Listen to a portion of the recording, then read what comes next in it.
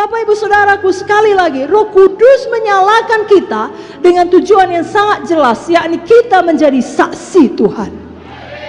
Dari buku Kisah Para Rasul 1 ayat 8 dikatakan, kamu akan menerima kuasa kalau Roh Kudus turun ke atas kamu, dan kamu akan menjadi saksiku di Yerusalem dan di seluruh Judea dan Samaria dan sampai ke ujung bumi. Tuhan mau kita memberkati dan memberi dampak orang-orang di sekeliling kita. Tuhan mau kita memberkati kota ini. Tuhan mau kita memberkati negeri ini.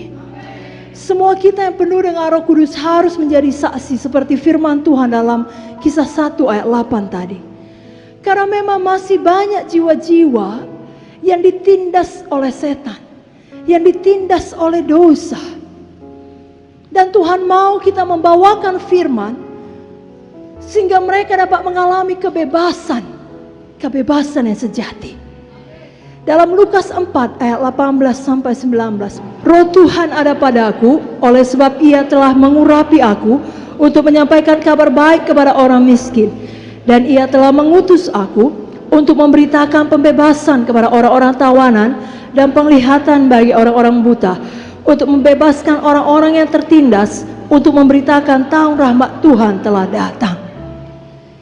Kita semua dapat menjadi saksi yang membawa pembebasan kepada jiwa-jiwa karena kita penuh dengan Roh Kudus. Saudara yang sudah mengalami kepenuhan Roh Kudus, atau kita katakanlah saudara sudah memiliki pengalaman semak yang menyala dengan Tuhan, saudara akan mengakui sendiri bahwa saudara punya kesaksian hidup yang nyata. Bagaimana Tuhan telah memberkati hidup saudara, bagaimana Tuhan telah mengubahkan hidup saudara, mengubahkan kemiskinan menjadi berkat, kutuk penyakit menjadi kesembuhan dan kesehatan, kesedihan menjadi sukacita, penderitaan saudara menjadi pelayanan, kekurangan saudara menjadi kelimpahan, kehancuran dalam rumah tangga menjadi kedamaian yang luar biasa. Itu semua pekerjaan Roh Kudus yang mengubahkan kita, yang membebaskan kita dengan satu tujuan, agar kita menjadi saksi yang membebaskan orang lain lagi. Itu sebabnya saudaraku, sebagai anak Tuhan, kita benar-benar perlu penuh dengan Roh Kudus. Dan Roh Kudus sudah disediakan bagi kita semua yang percaya kepada Tuhan. Tuhan Yesus sendiri ketika Dia berada di dunia ini, ya kira-kira 2000 tahun yang lalu, perlu dipenuhkan dengan Roh Kudus sehingga pelayanan Tuhan Yesus di dunia penuh dengan kuasa dan mujizat. Sebelum Alkitab menuliskan Yesus dipenuhkan dengan Roh Kudus, tidak banyak cerita di mana Tuhan mengadakan mujizat. Alkitab menuliskan dengan jelas, Lukas 3, saya baca ke ayat 21 sampai 22. Ketika seluruh orang banyak itu telah dibaptis, dan ketika Yesus juga dibaptis dan sedang berdoa, terbukalah langit, dan turunlah Roh Kudus dalam rupa burung merpati ke atasnya. Dan terdengarlah suara dari langit, engkaulah anakku yang kukasihi, kepadamulah aku berkenan. Apakah hasilnya? Roh Kudus membawa kuasa kepada kehidupan Tuhan Yesus. Kalau tadi Lukas 3:21 menerangkan Roh Kudus turun, dalam Lukas 4 ayat 14 dikatakan, dalam kuasa Roh kembalilah Yesus ke Galilea, dan tersiarlah kabar tentang Dia di seluruh daerah itu. Kehidupan Yesus menjadi penuh kuasa. Pelayanan Yesus penuh dengan mujizat demi mujizat. Saudaraku, saudara yang penuh dengan Roh Kudus, kehidupan saudara bukan dikalahkan oleh penyakit, bukan ditindas oleh kesedihan. Tidak, kehidupan saudara juga penuh dengan kuasa, penuh dengan mujizat, penuh dengan pertolongan Tuhan. Itu hak saudara, itu bagian saudara, itu milik saudara. Saudara sadari itu dan hidupi itu, saudaraku. Dan Tuhan mau saudara juga membawa kebebasan bagi banyak orang lain.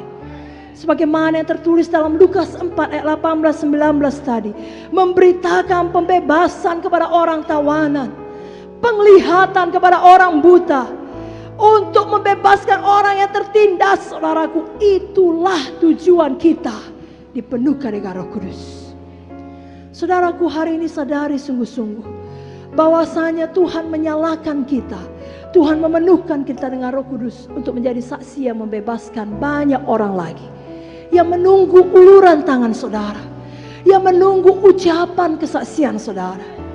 Saudaraku, ketika Musa mendapat pengalaman semak belukar yang menyala, tidak berhenti di situ. Untuk apa dia memiliki pengalaman tersebut? Karena Tuhan mau memanggil Musa menjadi pembebas bangsa Israel. Jadi Tuhan memperlengkapi Musa lebih dahulu. Saudaraku, Tuhan mau memanggil saudara menjadi terang bagi bangsa ini. Pembebas bagi keluarga saudara. Pembebas bagi orang-orang di mana Tuhan menempatkan saudara bekerja. Tiap kali saudara datang, suasana berubah. Damai mengalir, sejahtera mengalir. Kenapa? Karena di dalam alam rohani, Roh Kudus dalam saudara lebih besar dari segenap roh di dalam dunia ini. Saudaraku yang kekasih, mari kita semangat saudaraku. Senantiasa penuh dengan Roh Kudus. Sebagaimana Musa juga berhasil membebaskan umat Israel dari perbudakan Mesir. Disertai dengan mujizat demi mujizat. 10 tulah. Tuhan tidak meninggalkan dia. Tuhan juga tidak meninggalkan saudara.